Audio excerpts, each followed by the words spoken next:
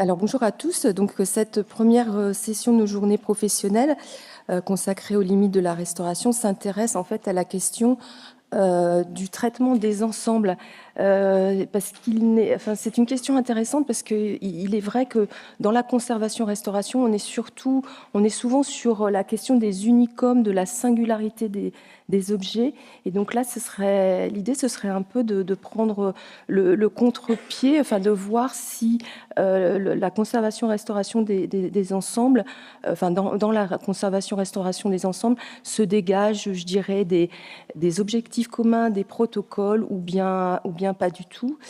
C'est aussi l'occasion de faire la lumière sur un certain nombre de collections qui sont très nombreuses dans les musées, dont on ne parle peut-être pas souvent aussi.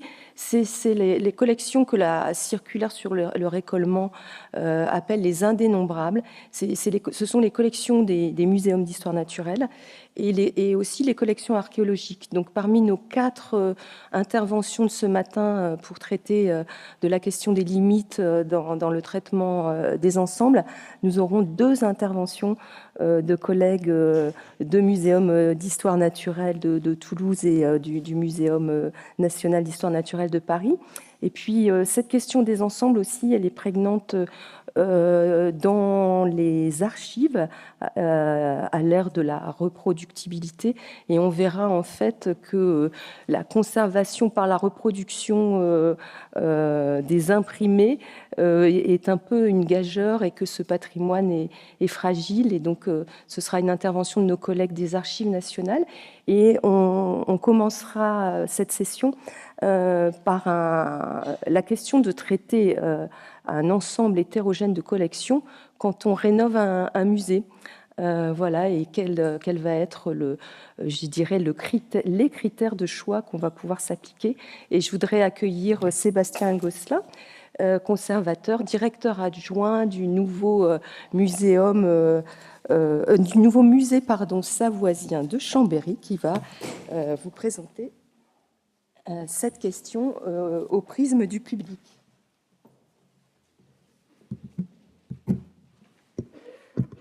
Bonjour à tous et merci aux organisateurs d'avoir retenu ma communication et de me donner la place d'honneur, peut-être, je ne sais pas si c'est la plus facile ou la plus difficile, mais en tout cas celle d'ouvrir nos réflexions.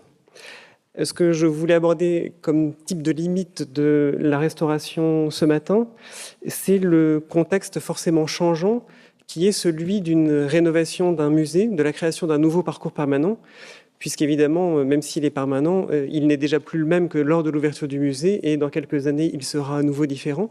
Donc ce contexte particulier est une limite en elle-même, puisque les choix de restauration que ce contexte peut induire seraient nécessairement différents dans quelques années. J'aborde ici cette question sous l'angle du responsable des collections. C'est la raison pour laquelle j'interviens seul. Alors ça ne veut pas dire que j'ai travaillé seul, bien au contraire. Il y a une 50aine de restaurateurs qui ont travaillé sur l'ensemble des collections du musée. Et donc, j'entrerai plus sur des questions déontologiques auxquelles j'ai été confronté que sur des questions techniques. J'ai eu aussi la très bonne surprise en voyant le programme du colloque que ma communication finalement va entrer en résonance avec plusieurs communications de nos 2 journées. Et donc je suis plus tranquille dans l'idée de les aborder relativement rapidement et que vous, mes collègues, vous puissiez les approfondir. Alors, pour commencer, quelques éléments de contexte. Donc, le musée savoisien, c'est une rénovation qui se base sur un projet scientifique et culturel de 2009, rénovation qui s'est achevée en 2023.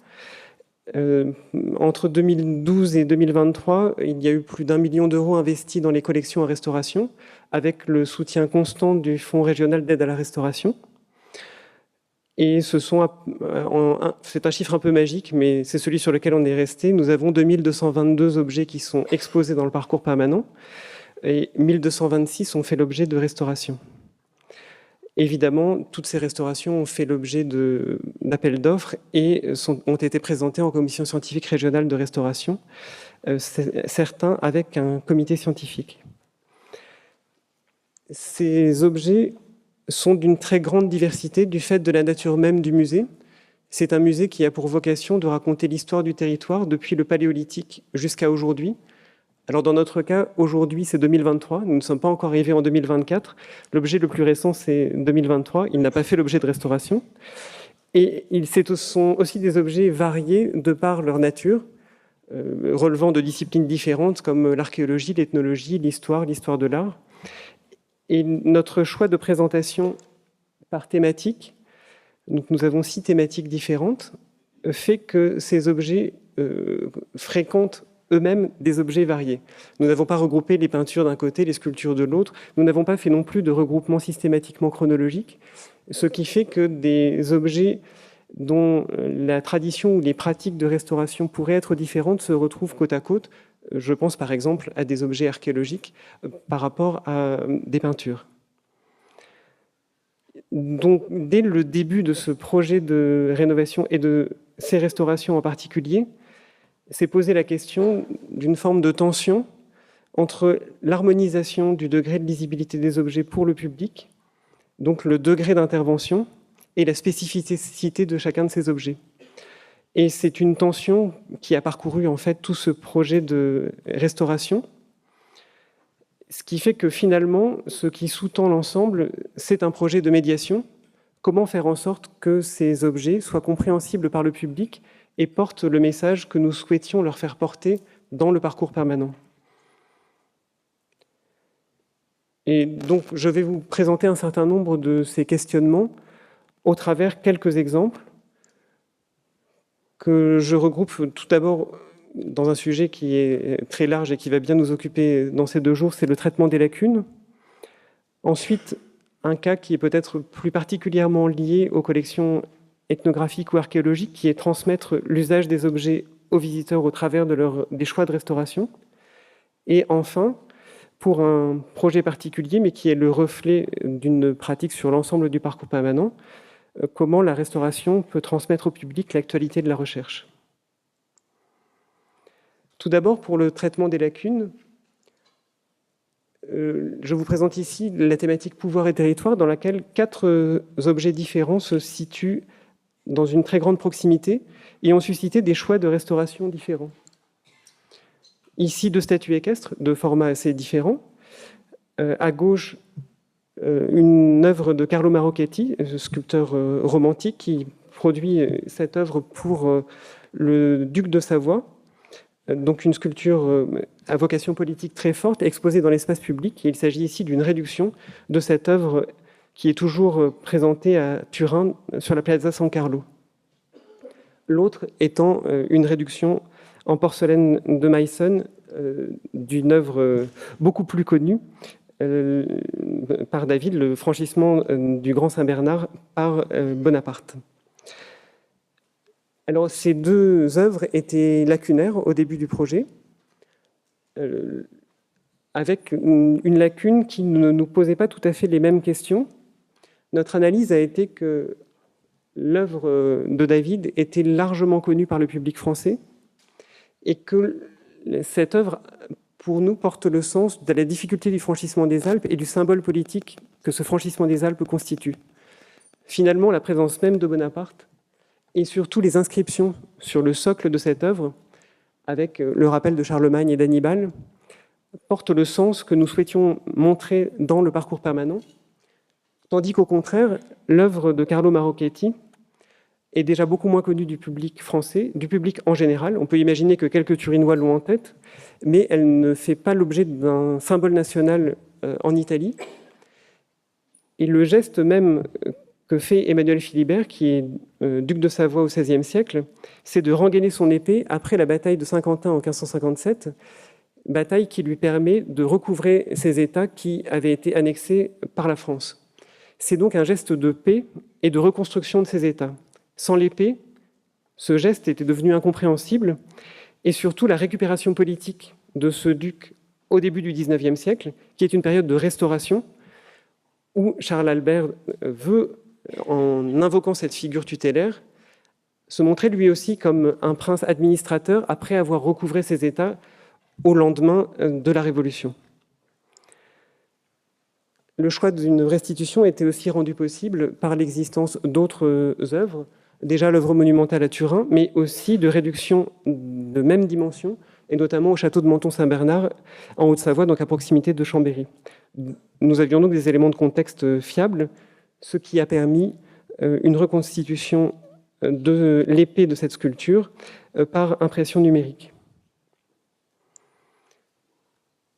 Autre exemple de restitution de lacunes qui nous a posé question, c'est ce secrétaire turinois que nous avions acquis en 2015 dans l'idée de montrer la qualité de l'ébénisterie produite pour la cour de Turin. C'est un type d'objet qui est assez peu présent dans les collections publiques françaises, et lors de l'acquisition, nous savions déjà que les pieds arrière n'étaient pas ceux d'origine et dénaturaient très fortement la qualité de ce meuble. Nous avons donc fait le choix initialement de confier ce meuble au Centre de recherche et de restauration des musées de France, notamment avec l'idée que le travail de recherche mené sur les arts décoratifs du XVIIIe siècle du Louvre et singulièrement du travail sur les vernis serait très utile pour la restauration de cette œuvre. Et l'idée était de remplacer ces pieds arrière par une évocation des pieds d'origine, donc en conservant leur forme, sans restituer leur décor, pour avoir un traitement qui ne soit pas illusionniste, dans l'idée que puisqu'ils étaient à l'arrière, ils seraient relativement peu visibles. Nous pouvions avoir une idée du format des pieds à partir d'autres meubles de comparaison, par exemple ce secrétaire conservé au Palazzo Madama à Turin. Lors du démontage, il s'est avéré que les tenons et les mortaises ne correspondaient pas, que des signes de parement permettaient également d'être sûrs que ceux qui étaient les pieds avant, au moment de l'acquisition du meuble, étaient en fait les pieds arrière et avaient été déplacés probablement lorsque les pieds avant avaient été endommagés. Vous voyez ici aussi le fantôme de l'emplacement de ces pieds qui n'avaient pas la même section. Et c'est donc là une réflexion collégiale avec le C2RMF, et je remercie particulièrement Roberta Cortopassi, Caroline Thomas et Marc-André Paulin qui ont largement alimenté la réflexion avec la restauratrice Anne-Stéphanie Etienne, qui nous a conduit à faire le choix d'une restauration exactement opposée à celle que nous souhaitions au départ, c'est-à-dire de restituer les pieds avant en reposant sur des exemples bien attestés, et donc de commander finalement facsimilés de ces pieds en restituant le décor d'origine. Nous avions pensé à le restituer par une autre technique que la technique d'origine, mais le risque était un vieillissement différencié trop marqué entre les différents pieds, ce qui nous a fait aboutir à donc cette restauration illusionniste qui n'était pas du tout celle que nous pensions au départ, le tout étant sous-tendu par l'idée de montrer aux visiteurs la qualité artistique de ces meubles produits pour la cour de Turin, ici pour un maréchal au service du duc de Savoie.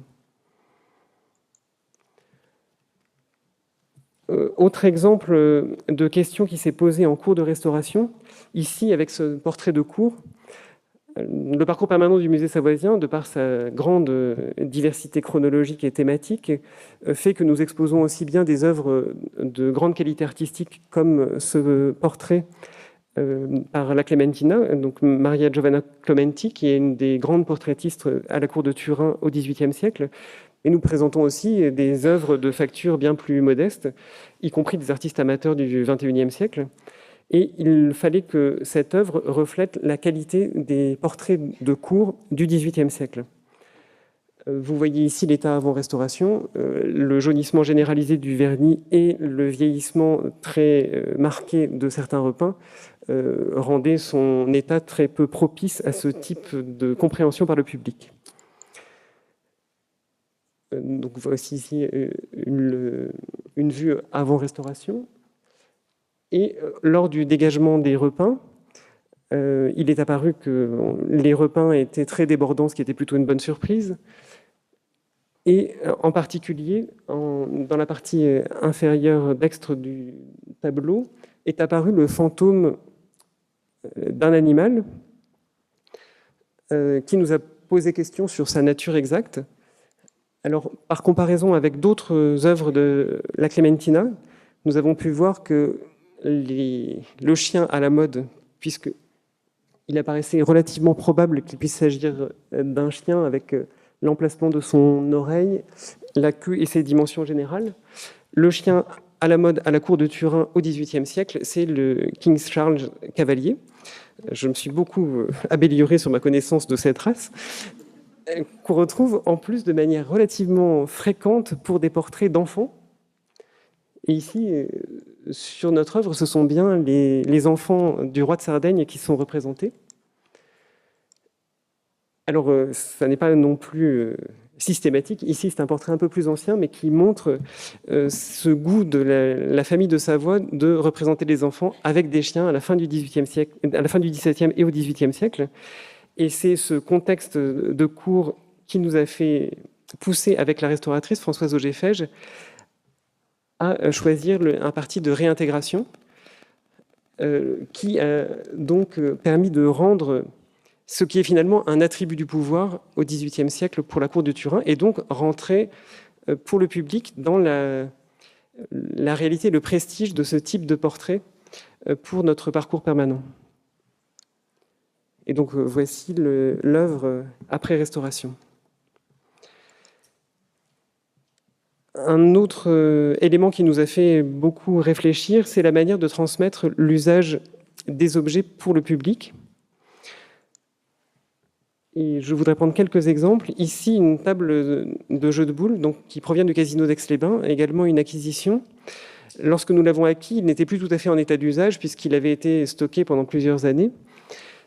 Et il avait donc un degré d'encrassement très poussé qui ne permettait pas de refléter son usage de table de jeu. Nous avons fait le choix d'une intervention essentiellement de décrassage en conservant néanmoins les usures très marquées du vernis, puisque l'idée était de montrer que cette table avait vraiment servi pour ceux qui s'ennuyaient en prenant leur cure d'eau à Aix-les-Bains au début du XXe siècle. Bon, on a quand même mis une limite dans ces traces d'usage, puisque cette table est restée en usage jusqu'aux années 80. Nous avons supprimé les chewing-gums collés par en dessous pour des raisons de conservation préventive. Mais c'est quand même une question que nous nous sommes posées. Cette conservation des vernis pour témoigner de leurs traces d'usage, nous nous la sommes posée également sur des objets de design, comme cette table dessinée par Charlotte Perriand pour la station des Arcs, puisque son vernis était très usé. En même temps, pour nous, il s'agissait d'un élément constitutif de l'objet, puisque ces appartements ont été conçus pour un usage extrêmement intensif. C'est des appartements qui, au départ, étaient loués à la semaine. Donc, pendant tout l'hiver, on avait une succession d'habitants avec une attention variée au mobilier. Et également, ces appartements étaient faits pour abriter jusqu'à 5 personnes. Donc, pour des petits appartements, on avait vraiment forcément une usure très forte. Nous avons fait le choix de ne pas intervenir sur ces vernis pour 2 raisons. Il y avait un risque, c'était qu'en comblant les lacunes du vernis, on aurait eu un vieillissement différencié du vernis d'origine et du vernis de restauration. Donc très vite, on se serait retrouvé dans cet état après l'intervention. Et l'autre élément était le contexte de présentation, puisque dans cet appartement, nous avons le plus possible acquis des éléments d'origine, mais nous n'avons pas pu acquérir la totalité. Et vous le voyez par exemple pour le bar qui fait la jonction entre la cuisine et le séjour, nous avons tous les éléments horizontaux, le grand montant vertical, mais pas les éléments qui nous font face, du fait des difficultés de démontage. Il y a quelques éléments comme celui-ci, qui ne sont pas d'origine et qui ont donc un vernis qui marque une différence très forte par rapport aux éléments d'origine. Donc cet élément nous a conduit à ne pas vouloir intervenir sur cette table de Charlotte Perriand. Autre élément qui nous fait rester dans les sports d'hiver, c'est cette télécabine qui est un des emblèmes de Courchevel pendant plusieurs décennies. Là, l'état de conservation était en fait un état d'usage un peu encrassé. Ce qui nous a fait intervenir principalement, ce sont les graffitis que vous voyez sur la photo de droite. Alors, ces graffitis témoignent d'une pratique très courante des skieurs qui s'ennuient pendant leur remontée, mais certains d'entre eux étaient déjà insultants, ce qui pouvait nous poser problème. Mais surtout, le choix de la scénographe est de présenter une grande partie des collections sans protection de vitrine. Et cette télécabine est en particulier assez accessible. Du fait qu'une partie des visiteurs ont utilisé ces télécabines. Nous avions la crainte que conserver trop de graffitis trop visibles risquait d'être une incitation pour certains visiteurs à continuer cette pratique ancienne. Et c'est la raison qui nous a conduit à les atténuer, tout en gardant tout de même des traces d'usage assez visibles.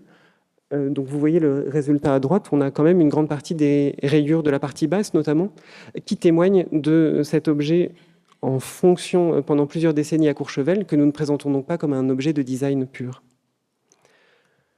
Toujours sur l'usage, nous avons eu un choix différencié pour le traitement des œuvres sur papier. Nous en présentons un grand nombre par rotation. Alors, je roule des mécaniques sur les documents papier, puisque pour le moment, nous arrivons en rotation tous les 3 mois. J'espère que nous allons continuer d'y parvenir. Et nous avons fait le choix, au moment de leur restauration, d'un montage différent pour les objets, les œuvres qui ont été conçues pour être présentées sous passe-partout, comme cette estampe 19e à gauche, des documents d'archives ou coupures de presse qui sont très nombreuses dans nos fonds et que nous présentons avec un montage sous rehausse. Donc, ce qui permet d'insister pour les visiteurs sur la différence de statut de ces objets. Choix que nous avons eu aussi pour les affiches, avec quelques discussions avec des restauratrices dont les échanges m'ont été très précieux, notamment Françoise Auger-Fège. L'idée, c'est de présenter les affiches comme des affiches, donc sans verre de protection, sans cadre, avec un système d'aimant qui est placé sur les bandes de papier japonais qui sont posées au moment de la restauration et qui sont débordantes. Derrière, grâce au travail de version bronze, nous avons des éléments métalliques qui sont ajustables, ce qui permet de réduire le nombre de formats dont nous avons besoin. Notre grande surprise, puisqu'on avait une crainte, c'est que les visiteurs touchent ces affiches. En fait, ils ne touchent pas les affiches. Nous avons eu juste 3 aimants qui ont été volés, autant dire quasiment rien. Et l'exemple de droite, c'est plutôt l'issue d'une réflexion avec la commission scientifique de restauration, qui nous a beaucoup incité à garder une épaisseur pour ce panorama. Donc une œuvre graphique de la fin du XXe siècle, qui était produite par son auteur en le contrecollant sur un contreplaqué, donc avec une certaine épaisseur. Et donc, bien sûr, il fallait supprimer ce contreplaqué, et maintenant c'est un carton alvéolaire neutre qui sert de support. Ça, c'est un cas, je vois qu'il faut que je termine vite. Donc, je vais quand même prendre juste quelques instants pour ma dernière partie sur l'actualité de la recherche. Nous avons bénéficié d'un gros projet de recherche sur les brocarts appliqués, mené notamment par l'équipe d'Arc Nucléaire et l'Université de Grenoble-Alpes, sur cette technique qui vise à reproduire les tissus les plus luxueux de la fin du Moyen-Âge. Vu la qualité de cette recherche, nous avons décidé de la transmettre au public dans la partie dédiée à l'habillement, pour laquelle nous avons retenu 4 œuvres, avec l'idée d'en avoir une pour présenter des brocarts couvrants, une autre des brocarts parsemés, et les 2 autres pour montrer l'état habituel de conservation de ces brocards, c'est-à-dire très partiel et avec des repeints nombreux. La première que nous avons sélectionnée facilement, c'est cette Vierge de Pitié de droite, du fait que ces brocards étaient extrêmement bien conservés et qu'ils n'avaient, cas vraiment exceptionnel, pas été repeints. La restauration a été menée par Arc Nucléaire et il s'agit surtout d'un décrassage très approfondi et de la reprise de quelques soulèvements. Pour les autres œuvres, nous avons commandé des études préalables pour sélectionner laquelle serait la plus pertinente pour aller jusqu'à un dégagement de la couche d'origine. Le 5 repins que vous voyez ici, avec ses 7 repins, avait à la fois une couche d'origine peu conservée et avec des repins nombreux, et n'a donc pas été retenu. La 4e n'appartenait pas aux collections du musée, mais était un dépôt. Donc, vu l'enjeu et l'ampleur financière de la restauration, nous avons plutôt décidé de nous concentrer sur la 4e œuvre, ce Saint Jean-Baptiste, dont l'étude a montré la grande qualité de la conservation des brocarts appliqués. 60% de la couche picturale d'origine ayant été conservée sous les repeints, environ. Et nous avons donc, c'est Arc Nucléaire qui a mené cette restauration, qui a été la plus longue de tout le projet de rénovation du musée, et qui nous permet aujourd'hui de faire percevoir au public cette technique particulière et la manière dont les artistes de la fin du Moyen-Âge ont voulu rendre ces tissus les plus luxueux. Et voici la présentation de ces 4 œuvres dans le projet de rénovation. D'autres œuvres avec des brocarts appliqués n'ont pas fait l'objet de dégagement, puisqu'évidemment c'est à la fois lourd financièrement et surtout totalement irréversible. Ici, c'est une sculpture qu'on présentait pour montrer la pérennité du culte marial. Donc au contraire, les repas nous intéressaient particulièrement puisqu'ils témoignaient de cette vénération sur plusieurs siècles d'une figure mariale. Pour terminer très rapidement, je voudrais conclure en disant que si ces tensions déontologiques que j'ai brossées rapidement et qui reflètent notre aventure de restauration au cours de cette décennie ont été fortes, pour moi, elles ont toujours pu être résolues de manière très constructive grâce à la collégialité. Et c'est pour moi vraiment la force, je crois, de nos pratiques d'être collectives. Il y a bien sûr le dialogue entre responsables de collection et restaurateurs, dialogue toujours fécond, enrichissant et qui permettent de confronter des points de vue, mais aussi dialogue avec la Commission scientifique régionale de restauration, qui a pu nous guider à plusieurs reprises sur des choix de restauration, et également avec les membres de comités scientifiques qui permettent de suivre plus finement certaines restaurations.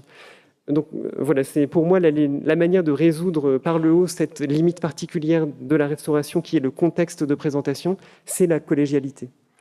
Merci.